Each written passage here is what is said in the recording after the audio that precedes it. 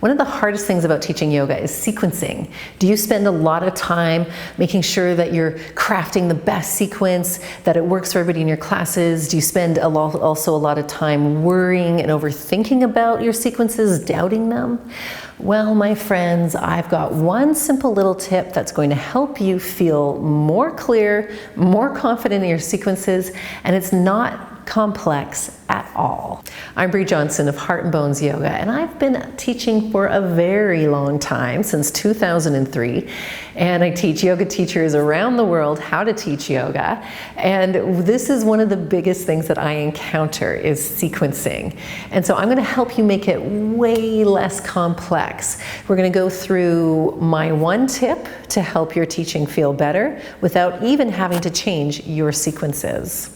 Now, I think traditionally when we try to do yoga and when we think of sequences, we often think that we need to do something different, that every class we teach has to be completely different, or this pose has to go after that pose perfectly. And while there is truth to the sense that we don't want to teach the same thing all the time, and yes, there is a kind of a natural flow between some poses and you don't want it to be disjointed and clunky, because here's the thing. So if you're teaching yoga asana, yoga poses, the body and the brain want to move in both familiar ways and new and novel ways. So how do you offer both in your classes? I do it through one action at a time. I simplify this for myself and I simplify this for my students by having, again, one focus, and it's for me usually in action. And why this is a really great approach, because it works no matter what yoga style you're doing. It works no matter what kind of class you're doing. It could be a yin class, it could be a hardcore vinyasa flow class, and anything in between, but shake it up a little bit by adding one focus, one action.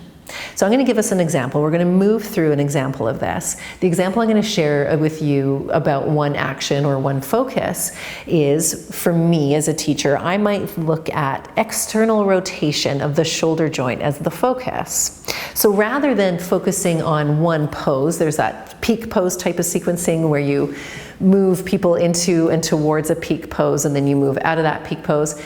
P.S. You can still do this with the peak pose style of sequencing, but rather than having to focus on the poses themselves, focusing on one action within the poses is actually really good for people's brains and nervous systems. It's a healthier way to move because, for example, the external rotation, I like to choose this as an action in a lot of my classes because most of us tend to sit, the people in your classes are going to come into your class in this internally rotated tight shoulder position, and then we're going to go into warrior two, and then those tight shoulders are going to show up, or we're going to try to bring the arms up and that internally rotated tight shoulder is going to show up. So you don't have to change anything other than adding internal and external rotation. But how does that look? Let's go through some poses and I'll show you. Okay, remember that this can be applied in an Ashtanga yoga sequence, in a yin yoga sequence, in any style or approach to yoga that you teach. All you're going to do is take your familiar yoga poses and then add, for this example, external rotation of the shoulders. So I'm going to run us through just a couple different poses where you can see how applicable and wonderful adding one action is to your sequences.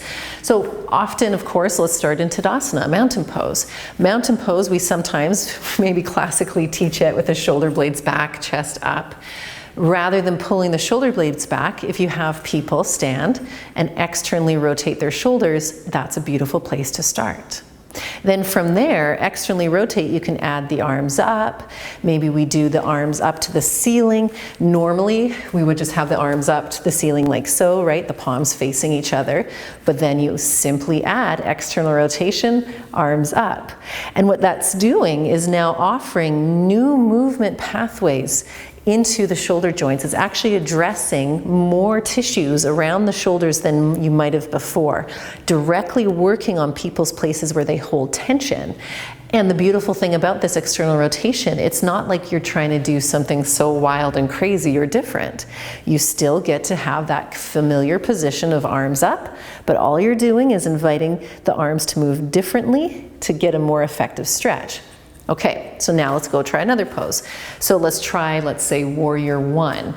You know, we got warrior one, that's that same position here. So instead of having the arms up, hands facing each other, you invite people to bring your arms external rotation. Oh, notice that you can't move a little bit as much as you normally can, but that's great because now we're getting the stretch here into the lats. It's wonderful. All right, now let's move into some like a warrior two position. So warrior two, normally the palms are facing down. So there's kind of that internal rotation going on. So where are we going next? You guessed it, asking people to externally rotate.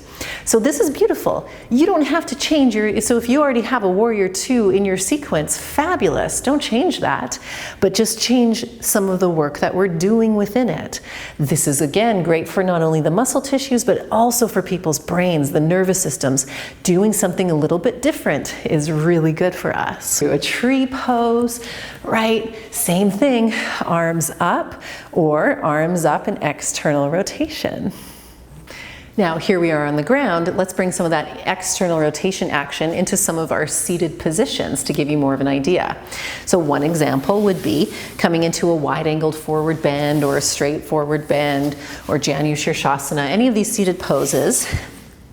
And you can go into, so if you normally have people hands on the floor like this, you can have the hands like this. This may not seem like a lot, but again, you're repatterning a postural habit that most people are going to have and they're going to bring into their yoga practice. So even something as simple as just like this actually can make a difference. But if you want to up-level that, you can then get creative and then stay in external rotation and do a little side to side stretch like so. Or this can also be done standing as well or in any other position, but here you could go external rotation as you move the arms. So you're also working on shoulder range of motion with the external rotation. This is beautiful. This is a wonderful stretch like so. Okay, now let's try some more. Another familiar one would be child's pose, right? Where we go onto the hands and the knees, and typically child's pose is done with the arms out, stretching out, palms down. Instead, you can go, of course, surprise, surprise, external rotation. So you can ask people, the arms won't be 100% externally rotated, but they'll be a little bit more. And it feels so much different. And you'll notice in your own body, I invite you to try this, of course, but you'll notice, and for the people in your classes, they'll start to notice, oh wait, when I externally rotate, I start to feel it in different places. And that's what this approach is giving you. So as a yoga teacher, you can simplify your teaching while knowing that you're offering sustainable, functional, helpful ways for the joints and muscles to move. You're actually helping people's nervous system and brains because they're doing something a little bit different within something familiar. And it just, again, no matter what style of yoga you can teach, you can bring these actions into your classes, and it's simple and wonderful. An example of another action would be, let's say, ribs down. So a lot of us in our yoga practice, we tend to overly thrust the ribs forward, which can put some pressure on the spine. In fact, I have a couple videos that talk about this. You can find the link to those in the description of the class below. Take a look at that afterwards. And so you can bring ribs down throughout your class as your action focus by doing that in Warrior One. Instead of pushing the ribs out, you can keep them down. Let the movement come from the shoulders. You could think about in twists, cueing instead of twisting and having that chest lifted and the ribs flaring forward, you cue by keeping the ribs over the pelvis and rotate. So you can see the same poses, nothing changes in the poses, just how we're in the poses changes. So again, it makes your teaching that much more helpful. It makes your teaching that much more succinct, and you don't have to reinvent the wheel each time. That's huge. So I hope this becomes a wonderful jumping off point for you in your teaching, that changing out of the paradigm of, okay, it has to be this brand new thing every time and pressure, pressure, pressure, and instead going, well, what are the helpful actions in the body that people need? You don't have to follow hard and fast rules. Go with what you know as a teacher already. Get creative, get exploratory, keep it simple, and your classes will love it. P.S. If you have any questions about this or want more insight, leave it in the comments and I'll see it and reply to that. Otherwise, hopefully watch that rib thrust video and any of our other yoga education videos here, and I'll see you in the next class.